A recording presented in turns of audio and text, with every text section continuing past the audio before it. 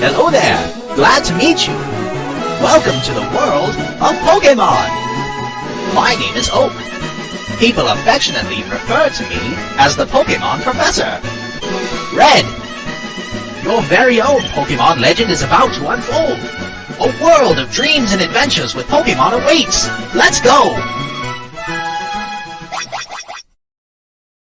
This is Red. Join him at his Poke Adventure. Help him to complete his Poke tasks to find his Pokemon.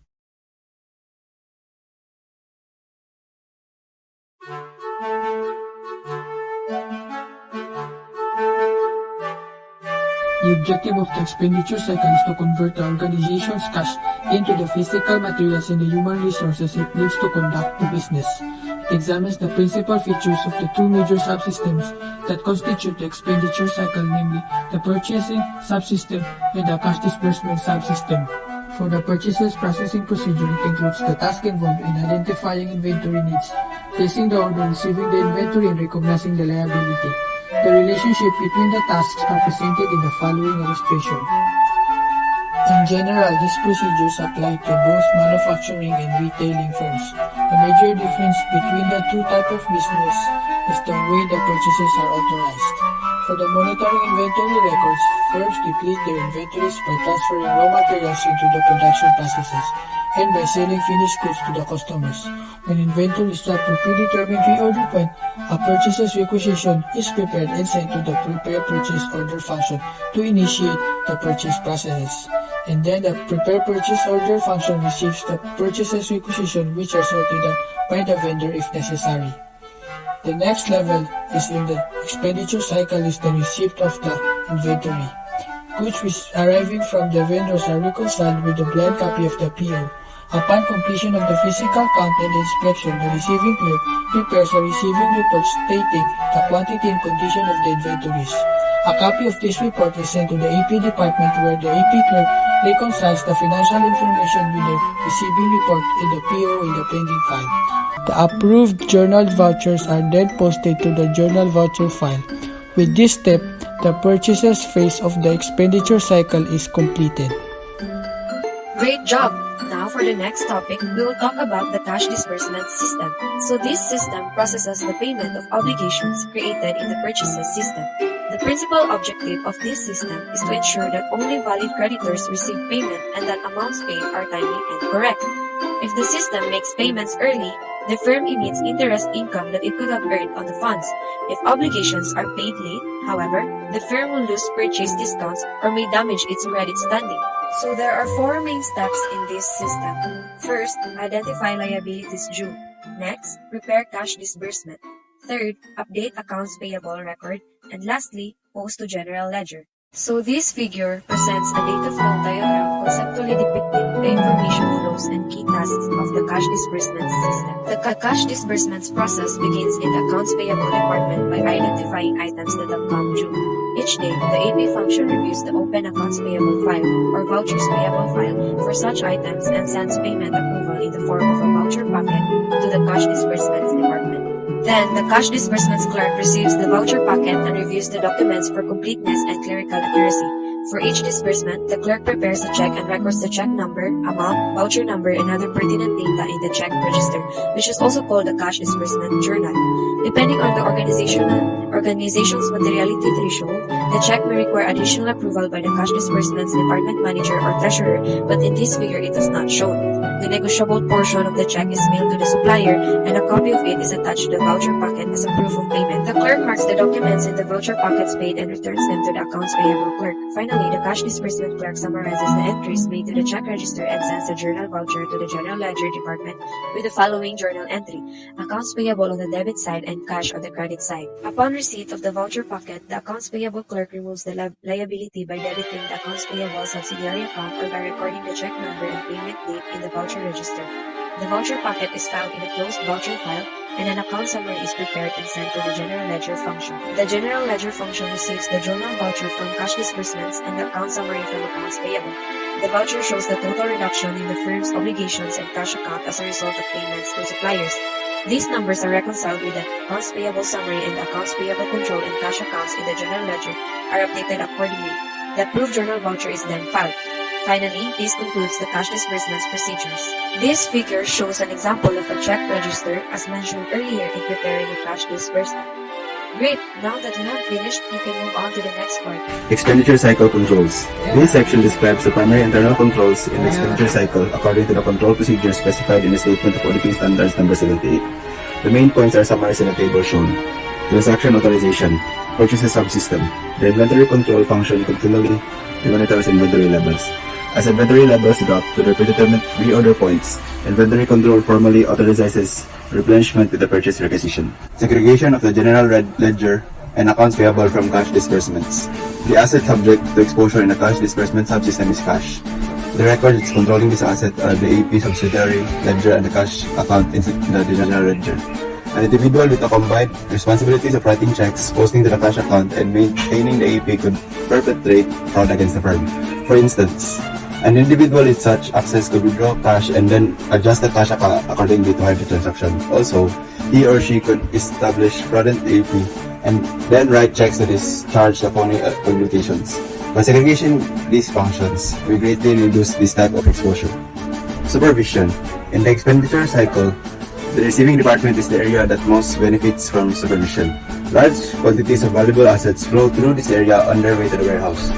Close supervision here reduces the chances of two types of exposure. 1. Failure to properly inspect the assets, and 2. The theft of assets. Inspection of assets. When goods arrive from the supplier, receiving clerks must inspect items for proper quantities and condition. For this reason, the receiving clerk receives a blind copy of the original PO from purchasing. A blind PO has all the relevant information about the goods received, except for the quantities and prices. To obtain quantities information, which is needed for the receiving report, the receiving personnel are forced to physically count and inspect the goods.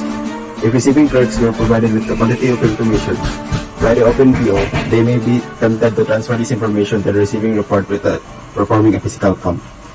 Inspecting and counting the items received to perfect confirm incomplete orders and damaged goods. Supervision is critical at this point to ensure that the clerks properly carry out these important duties. A packing slip containing quantity information that could be used to circumvent the information process often accompanies incoming goods. A supervisor takes custody of the packing slip while receiving clerks count and inspect the goods. Theft of assets. Receiving departments are sometimes hectic and cluttered during receiving goods. In this environment, incoming inventories are exposed to theft until they are securely placed in the warehouse. Improper inspection procedures coupled with inadequate supervision can create a situation that is conducive to the theft of inventories in transit. Accounting records. The control objective of accounting records is to maintain an audit trail adequate for tracing a transaction from its source document to the financial statements. The expenditure cycle employs the following accounting records: AP subsidiary ledger, voucher register, check register, and general ledger. The auditor's concern in the expenditure cycle is that obligations may be materially understated on their financial statements because of unrecorded transactions. This is a normal occurrence at year-end closing simply because some supplier invoices do not arrive in time to record their liabilities. This also happens, however, as an attempt to intentionally distort financial information. Hence, in addition to the routine accounting records, expenditure cycle systems must be designed to provide supporting information such as purchase requisition file, the PO file, and the receiving report file. By reviewing these peripheral files, auditors may obtain evidence of inventory purchases that have been recorded as liabilities. Access controls. Direct access. In the expenditure cycle, a firm must control access to physical assets such as cash and inventory. These controls are essentially the same as in the revenue cycle. Direct access controls includes locks, alarms, and restricted areas of access that contain inventories and cash. Indirect access. A firm must limit access to documents that control its physical assets. For example, an individual with access to purchase requisitions, purchase orders, and receiving reports has the ingredients to construct a fraudulent purchase transaction. With the proper supporting documents, a fraudulent transaction can be made to look legitimate to the system and can be paid. Independent verification. Independent verification by accounts payable. The AP function plays a vital role in the verification of the worth of others in the system of God. Copy of key source documents flow into this department for review and comparison. Each document contains unique facts about the purchase transaction, which the AP clerk must reconcile before the firm recognizes an obligation. These include: number 1, the PO which shows that the purchasing agent ordered only the needed inventories from a valid vendor.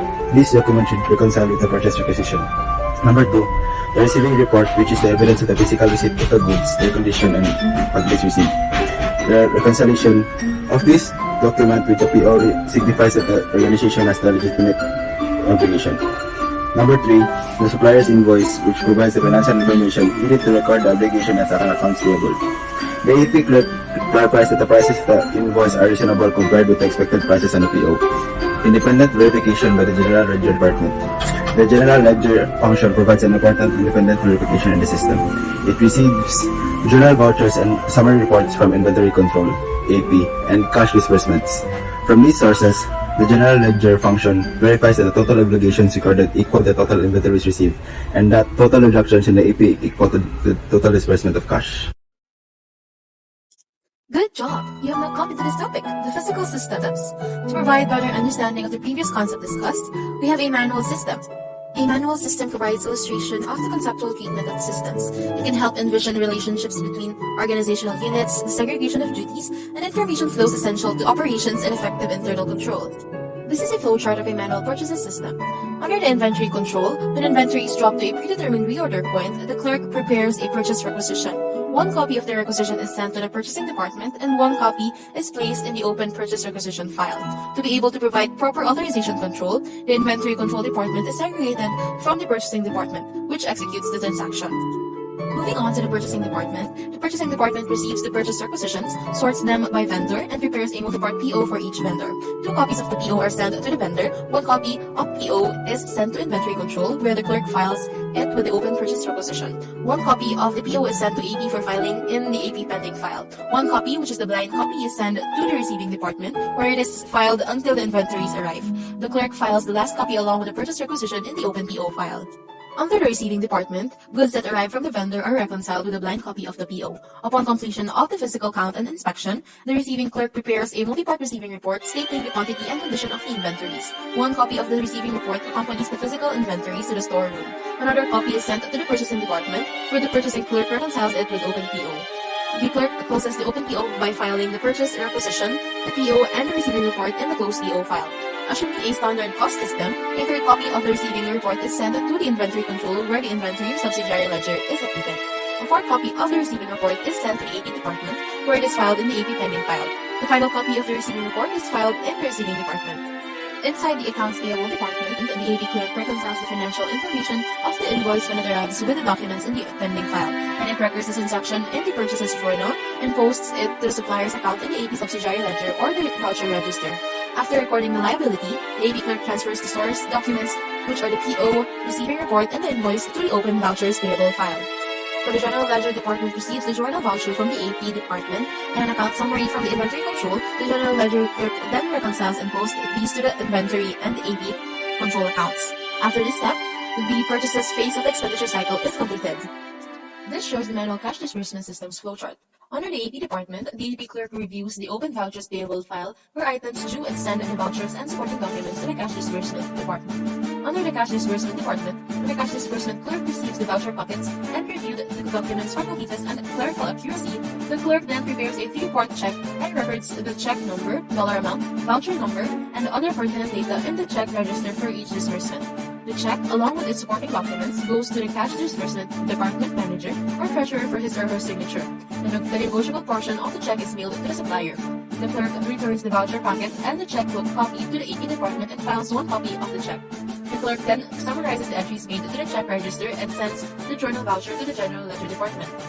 Back to the AP department. Upon receiving back the voucher pocket, the clerk then removes the liability by recording the check number in the voucher register and filing the voucher packet in the closed voucher file. Lastly, the clerk sends an AP summary to the General Ledger Department.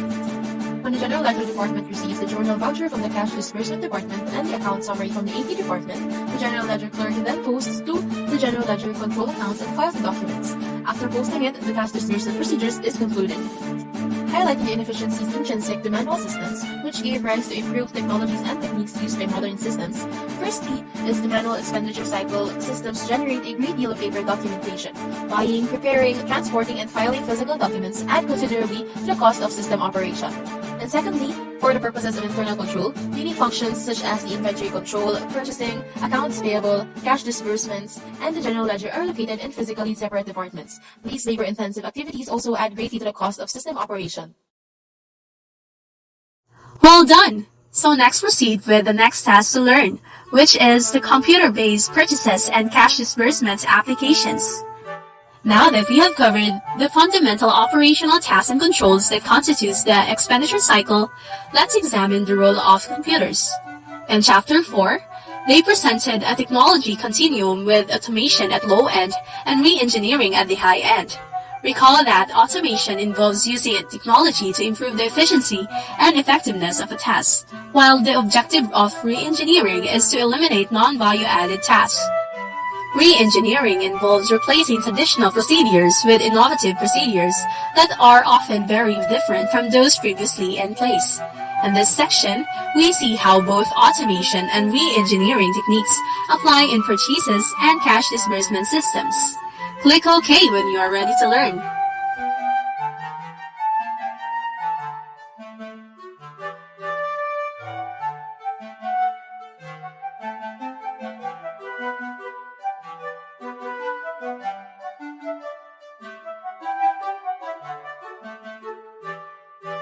This is the automated batch purchasing system.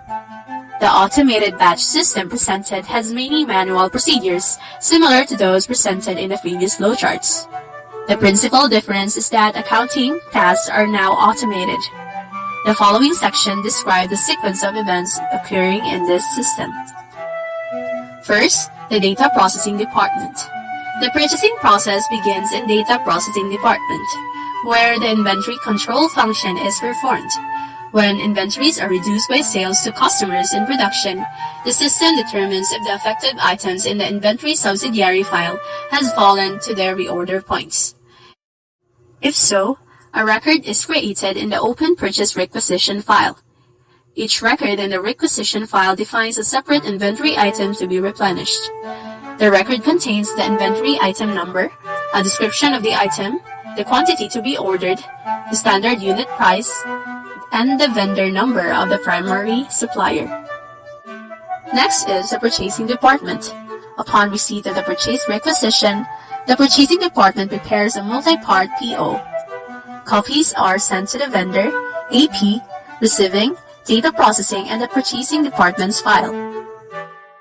Then we proceed to data processing department step 2, wherein a copy of PO is sent to data processing and used to create a record in the open PO file. The associated requisitions are then transferred from the Open Purchase Requisition file to close the Purchase Requisition file. Then after that, we proceed to receiving department. When the goods arrive from the vendors, the receiving clerk prepares a receiving report and sends copy to the stores with the goods, purchasing, AP, and data processing. And then after that is the data processing department step 3. The data processing department creates the receiving report file from data provided by the receiving report documents. Then a batch program updates the inventory subsidiary file from the receiving report file. Then the program removes the on-order flag from the updated inventory records and calculates batch totals of inventory receipts, which will later be used in the general ledger update procedure. Finally, the associated records in the open PO file are transferred to the closed PO file. Next step is the accounts payable. When the AP clerk receives the supplier invoice, he or she reconciles it with the supporting documents that were previously placed in the AP pending file. The clerk then prepares a voucher, files it in the open voucher file, and sends a copy of the voucher to data processing. And then in the data processing department, step 4, the voucher file is created from the voucher documents. A batch program validates the voucher records against the valid vendor file and adds them to the voucher register, or which is Open AP subsidiary file.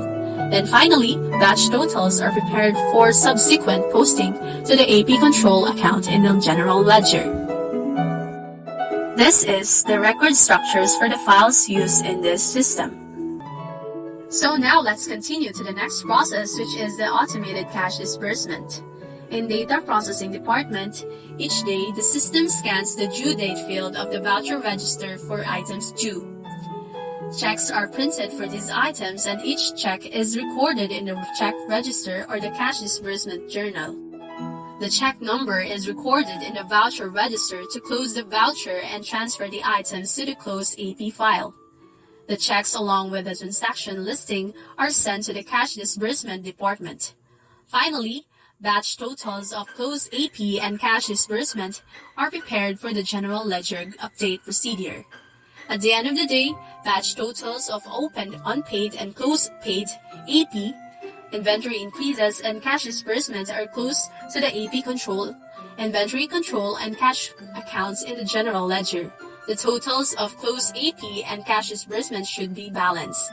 Then we proceed to the cash disbursement department, where in here, the cash disbursement clerk reconciles the checks with the transaction listing and submits the negotiable portion of the checks to manage for signing. The checks are then mailed to the suppliers. One copy of each check is sent to AP and the other copy is filed in the cash disbursement along with the transaction listing. Then after that is the accounts payable department, wherein upon receipt of the check copies, the AP clerk matches them with open vouchers and transfers these now closed items to a closed voucher file. And this concludes the process. Great job! Alright, now let's move on to the next level. Now let's talk about the re-engineering the purchases and cash disbursement system. The automated system described in the previous section simply replicates many of the procedures in a manual system. In particular, the accounts payable task in reconciling supporting documents with supplier invoices is labor-intensive and costly. So, the re-engineered system will help solve these problems. The departments involved in this system is first, data processing department, second, receiving department, and third, accounts payable department. So, in the data processing department, the following tasks are performed automatically. First, the inventory file is searched for items that have fallen to their reorder points. Second, a record is entered in the purchase requisition file for each item to be replenished. Third, requisitions are consolidated according to the vendor number. Fourth, vendor mailing information is retrieved from the valid vendor file. Fifth, purchase orders are prepared and added to the open purchase order file.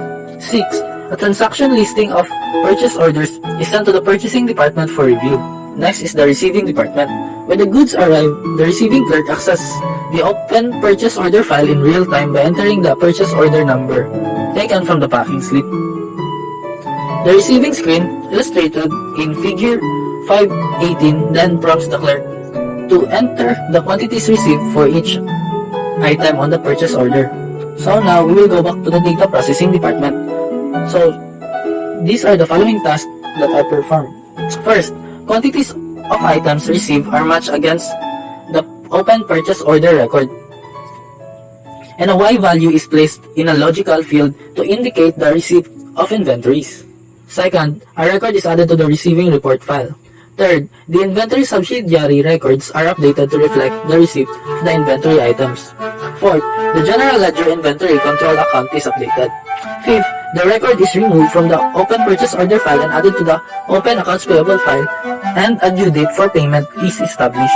Each day, the due date field of the accounts payable records are scanned for items due to be paid. So, next is the accounts payable department. First, checks are automatically printed, signed, and distributed to the mailroom for mailing to vendors. EDI vendors receive payment by electronic fund transfer. Second, the payments are recorded in the check register file. Third, items paid are transferred to the open accounts payable file to the closed accounts payable file. Fourth, the general ledger, accounts payable, and cash accounts are updated. Fifth, reports detailing this transaction are transmitted via terminal to the accounts payable and cash disbursement departments for management review and filing. So now let's proceed to the control implications. We will tackle about the differences between the automated system and the re-engineered system. So in the automated system, we will tackle about the improved inventory control. The greatest advantage of the automated system over its manual counterpart is improved ability to manage inventory needs. Inventory requirements are detected as they rise and are processed automatically. As a result, the risk of accumulating excessive inventory or running out of stock are reduced. Second is the better cash management. The automated system promotes effective cash management by scanning the voucher file daily for items due. thus avoiding early payments and missed due dates. In addition, by writing checks automatically, the firm reduces labor cost, saves processing time, and promotes accuracy. Next is the time lag.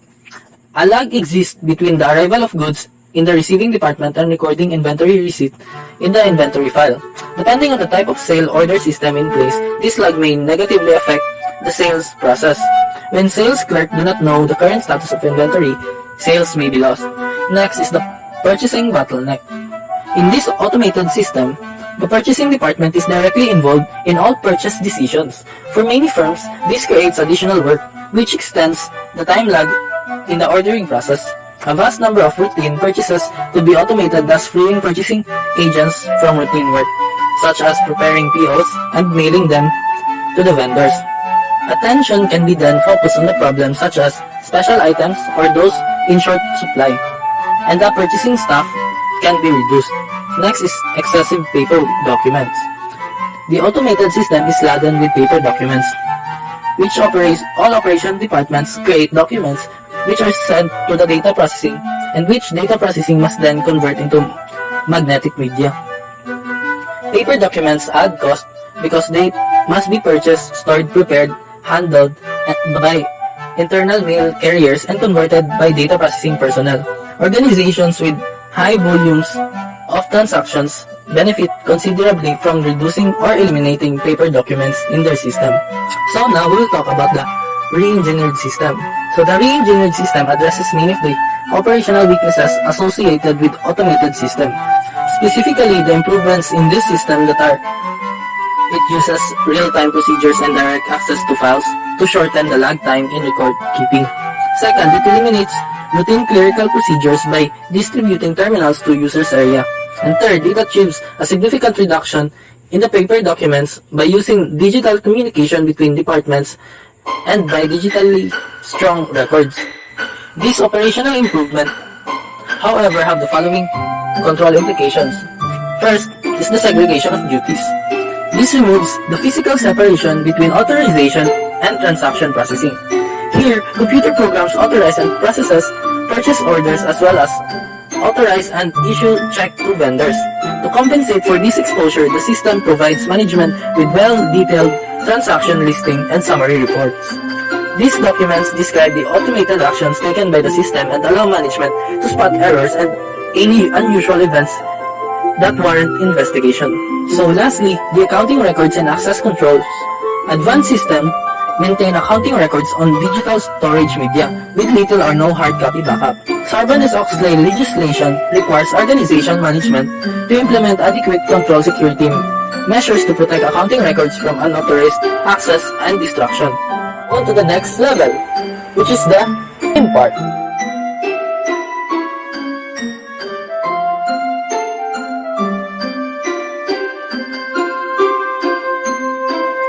Wow, great job! You have now come to the final Poke task. Guess the words correctly and until you get your Pokemon. First, the objective of this cycle is to convert the organization's cash into its physical materials and the human resources it needs to conduct business.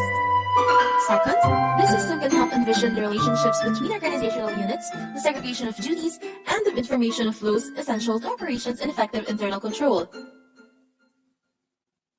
Third, this system processes the payment of obligations created in the purchases system.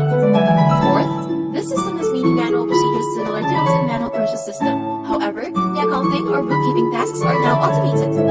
And lastly, this system addresses many of the operational weaknesses associated with the automated system. Great, just wow, you finished the task. Let's see if you got it right before Red can see his Pokemon. So these are the following answers. First, expenditure cycle. Second, manual system. Third, cash disbursement system. Fourth, automated batch system. And lastly, re-engineered system. Congratulations!